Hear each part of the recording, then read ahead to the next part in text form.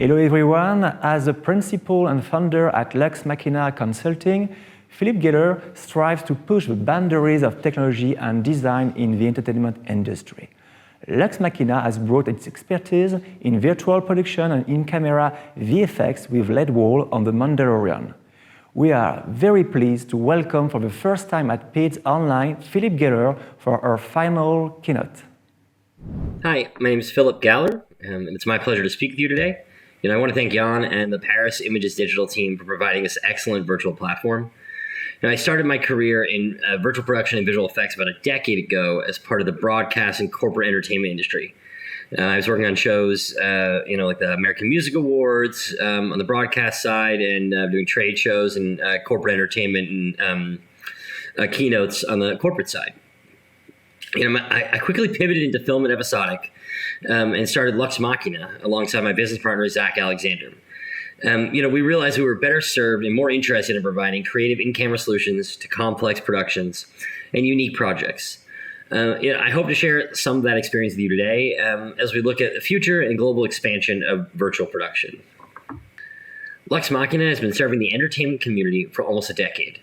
We've always been focused on using in-camera display and rendering technologies to provide flexibility, creativity, and efficiency for projects in 5 key verticals: so live TV, film and episodic, corporate installations, R&D, and consulting.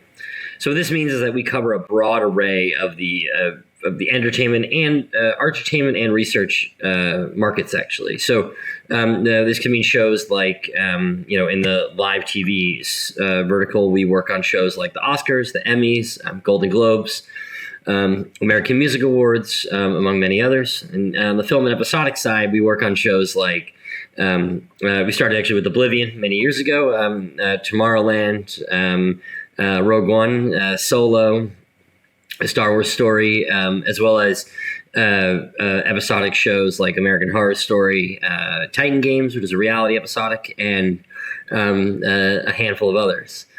On the corporate installation side, we've worked for companies like Salesforce, Google, among many other corporate entities such as Facebook, where we help with R&D efforts, as well as provide consulting for productions and technology companies. We've been fortunate enough to really to sort of be on a wild ride during COVID, and we found ourselves in sort of the this really interesting place with virtual production, where virtual production is expanding at a massive pace, and I hope we're going to explore a little bit of that today. It's a really pretty dense topic, but hopefully we can hit some of the high points. Our work in virtual production actually started out as consulting. We're largely for visual effects companies, mainly on the use of projection, LED, and pre-rendered content, and quickly evolved into on-set operations. So, Oblivion's a great example. We were working for a vendor at the time, and we devised a solution, 21 projectors surrounding a tower in the sky. I'm sure many of you have seen the images and are familiar with the work. This was sort of the first time we, I think, came face to face with virtual production as it's sort of being coined now, which is, I think, referencing obviously the use of virtual assets, but also in-camera technologies such as LED and projection to provide backgrounds and organic lighting.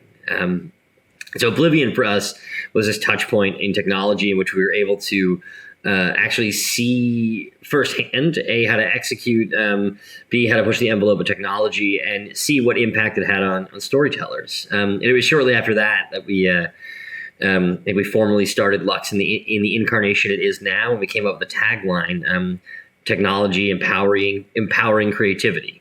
And that tagline, technology empowering creativity, has really driven us forward.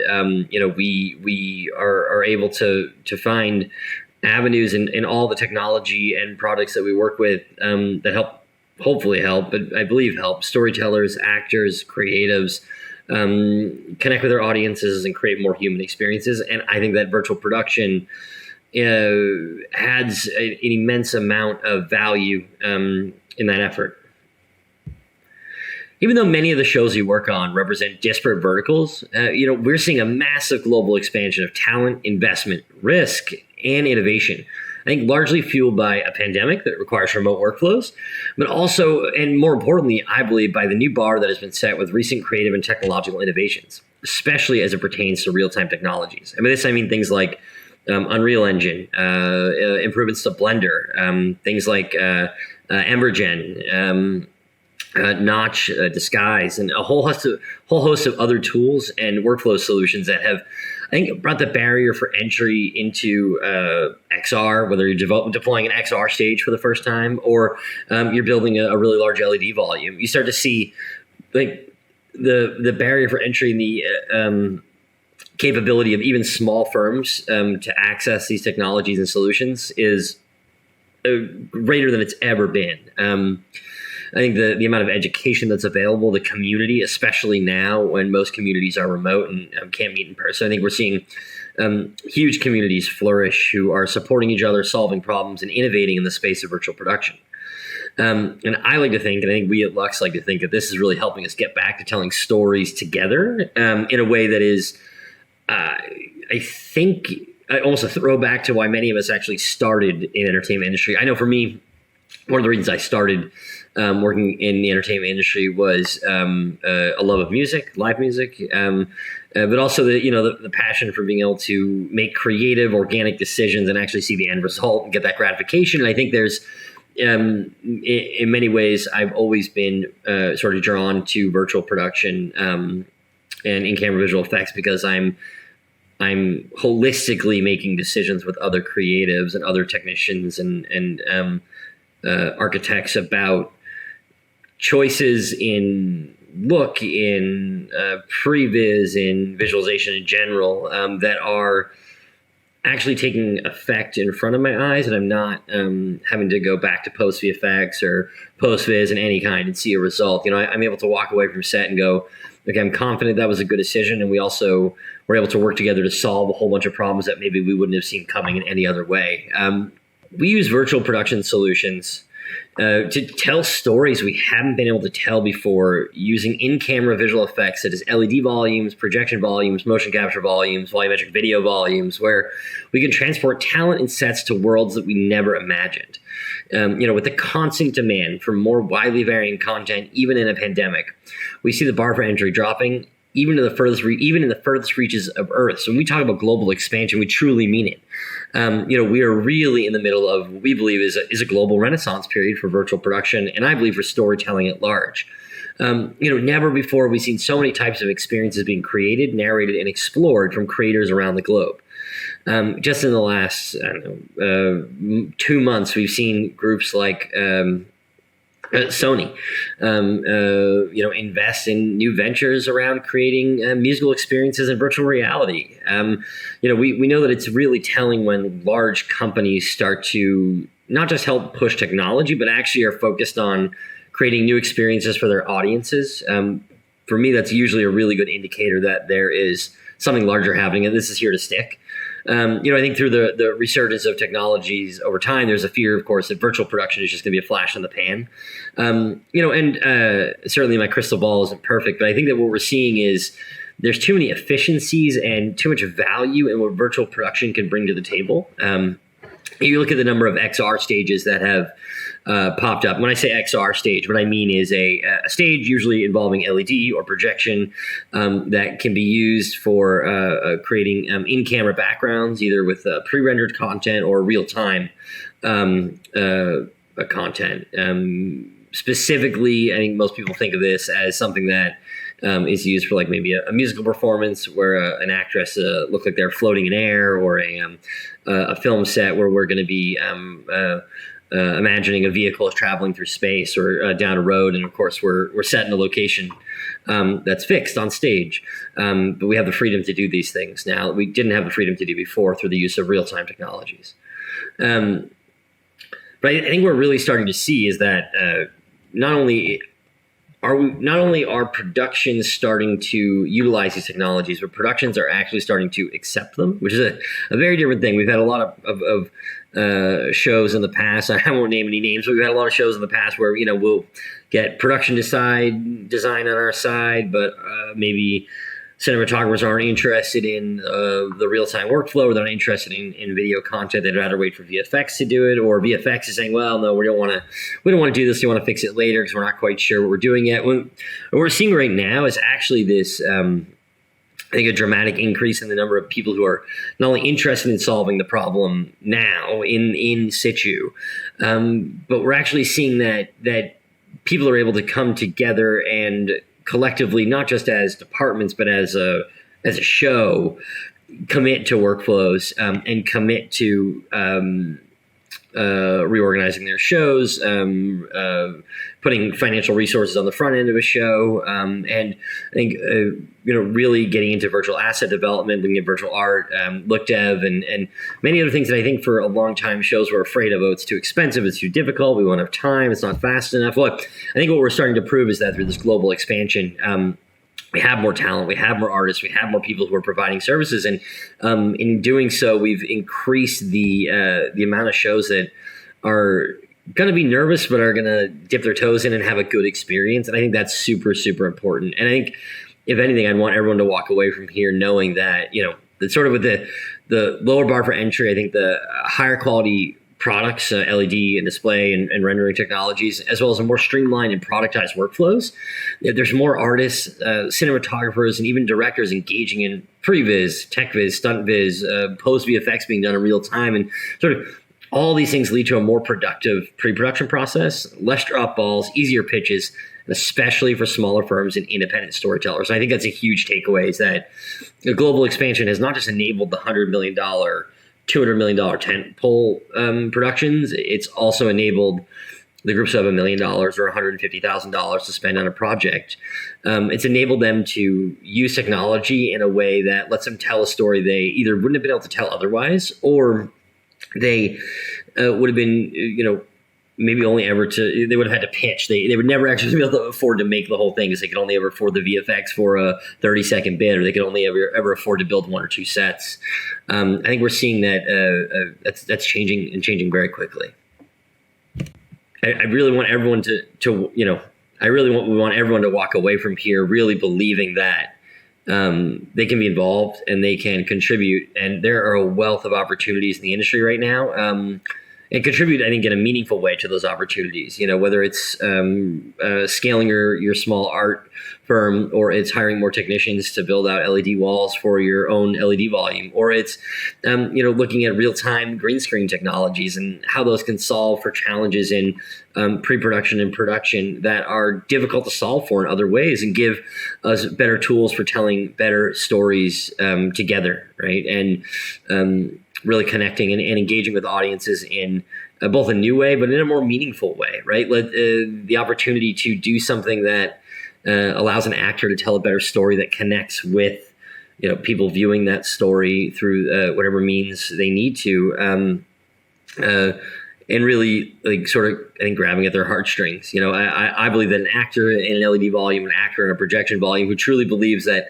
they're in that space, they look around and they believe they're in the forest, is able to tell a more convincing story. They're able to portray their emotions better. And I think we're seeing that through the global expansion of real-time technologies and virtual production and XR stages and all these sort of things that make up, I think, virtual production, that people who have never explored these avenues before are really starting to explore them. And I think that's super, super fascinating. And to me, that's what sells the idea that the global expansion is here to stay, and it's certainly not a flash in the pan.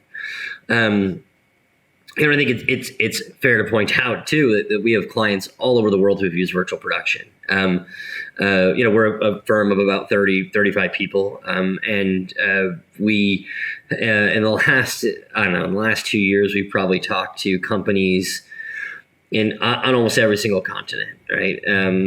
We've got projects that are active right now in England, South Korea, South America, the upper reaches of North America, Eastern Europe, China, and Australia. And I think that, for me as a business owner, but also as a technologist, I think when I think about how difficult it would have been to connect all of these people 5 years ago, or certainly 10 years ago, would have been nigh impossible. I look at the connective mesh that's sort of happening through virtual production and through remote workflows, largely driven by virtual production and real-time technologies. And I look at it going, everyone is engaging with these technologies, and the expansion is very, very real. So I mean, here's some examples of just shows that are we've had the opportunity to work on that I think are using these technologies, and this really is a global effort. We're looking at films that are building production volumes, corporate presentations, keynotes, but also corporate trade booths. Pre-COVID, we're using virtual production to connect with audiences in really unique ways through virtual art. I think we look at VFX studios in South Korea who want to find new ways to use their real-time artists to tell stories in an LED volume, right, and reduce their footprint on set. We're even seeing traditional large corporates who for years have shied away from technology coming to us and going, hey, we've got to get all these internal marketing videos done. How do we do that? Well, we want to do it through the use of XR because we think that's going to tell a better story. And we would normally go on location, or we'd normally shoot these in a small studio with sets, and we just can't do that right now. We want additional flexibility. I think that to me is certainly the most telling. And you can see in this slide just some of the locations in which we talk to. And I think put this up not as a way of saying, hey, look at all the great people we talk to. I mean, we're obviously very lucky and fortunate to be working during this time. But I think, really for us, this is more about the fact that 2 or 3 years ago, if you had said to us, do you talk to the international entities? We would have said, well, yeah, once a month. I can say that we're talking to these, the groups that are shown on this slide, in China and South Korea and Toronto and UK and Budapest and, globally on a weekly, sometimes daily basis. And for me, that's really telling. Yeah, there's a lot of hype, but the hype is giving away to real jobs and actual actions being taken through the use of permanent installations and new ways of rethinking shows. And I think we see that across the entertainment industry. I think ultimately, the entertainment industry, it's really started to use virtual production across every vertical. We've seen examples of, like I said, corporate keynotes, independent film production, rock and roll concerts, and everything in between take advantage of real-time tech. More artists, writers, and creatives have the freedom to develop, visualize, and pitch their unique stories. This is largely because like Epic Games and other software companies like Blender, right, are pushing the boundaries of what their software tools are able to do. And oftentimes they're open source or free or very low cost. As a community, we all should have a vested interest in accessible, affordable, and open source asset creation, material authoring, and storytelling tools. The ongoing advancement of these tools and the sudden need to create as much content remotely as possible has really put a large strain on the virtual production industry. I think we're seeing more capital investment in this industry segment than in any other. This means larger, more robust, and more remote capable workforce slowly coming online. We've seen the impact of this already with 2 or 3 artist studios starting to scale, starting to have a better understanding of the tools available to them to create virtual art. We're also seeing the mass adoption of XR stages, providing an avenue for content creation that didn't exist prior to this moment in time. These stages have been used during the pandemic to provide an outlet for musical performances to great effect. And I suspect that even after we move past this pandemic, some large portion of XR stages will stay online and actually operate successfully and profitably. And this really brings us to what is the future of virtual production. So I'm going to hit some of the things that we think are highlights of what's coming in the next 3 or 4 years. By no means is this an exhaustive list. It's just some of the things that we're focusing on at Lux. So some of the things that I think are really, really important, and hopefully you've talked about today or over the last week. Asset amortization, both internal and external to a project. And what I mean by this is reusing an asset that maybe you made for an animation video, an animated series that had a live action adaptation. Maybe you're able to use some of the same environments or update those environments without having to start over again for in-camera VFX. And then maybe you're using some of those same assets to create press rollouts and press junkets, and maybe a VR experience for people at home and a second screen experience for people watching through streaming services. I think we're looking at real-time engines to power pre and post VFX workflows. And I think we're already seeing this in the pre-VFX workflow, but I think in the next 5 years, we'll see films and products that are post VFX completely in real-time game engines. maybe sooner, probably sooner, but I think that's a huge focus of effort and energy right now that I think is super, super important to providing the thing that I think we all cherish the most, which is time.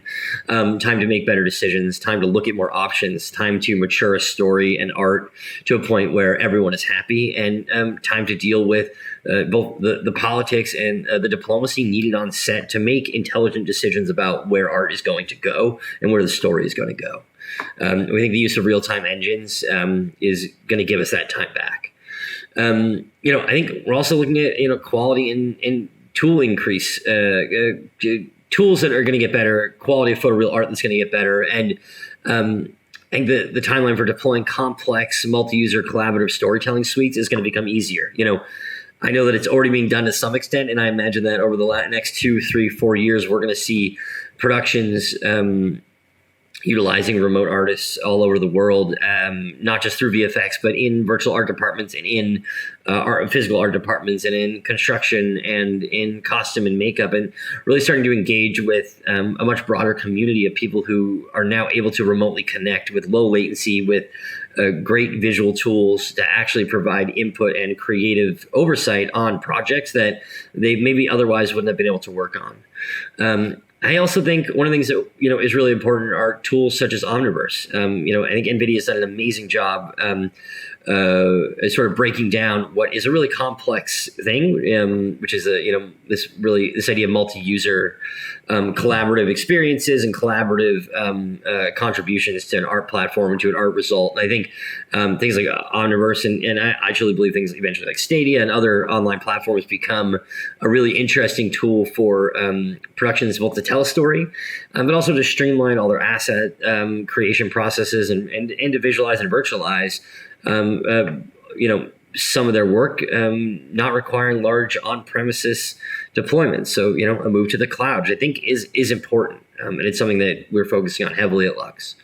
I also think that we're, as part of this renaissance, we are, and I'm sure this is a bit of an overused term around here, but I think, we are striving for understanding what the metaverse is, what is the next form of human experience, and how do we engage with people in a way that breaks the mold of traditional experiences? How do we create virtual experiences that allow for photoreal avatars? How do we create experiences that allow for individuals to believe that they're truly in another location and have a really immersive holodeck-like experience? And I think, that's just one side of a multifaceted metaverse, but I think that we're headed in the right direction, and we're headed there much more quickly than I think we were 2 or 3 years ago. I think these are just some of the things that I think virtual production will encompass in the next 3 or 4 years. And I think it's something that we should all be talking about and thinking about. I mean, they provide benefits to productions, from cost benefits and efficiency benefits, all the way through to creating entirely new ways of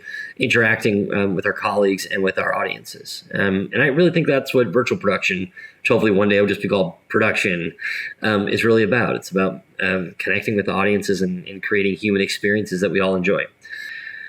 So with that, I kind of want to wrap it up. I want to thank everyone again for having me. This has been a great opportunity, and I'm certainly honored to be here talking to everybody. I wish I could be in person, so I'll have to join you all soon. But it's been an honor, and I would leave everyone with that the hope that we're carrying the message of storytelling and technology, hopefully empowering people to tell better and new and more interesting stories, and the stories they never thought they could tell before, through the use of virtual production. I think that really we're here to make sure that the rising tide lifts all ships, and that we're coming at this from a place as Lux and as individuals and as a community where 3 or 4 years from now, we're talking about, what are the next things for virtual production? Not that, that was a quick flash in the pan. And we truly believe that the global expansion we're seeing is permanent and is a great opportunity for everyone here. So with that, thank you very much, and talk to everyone soon.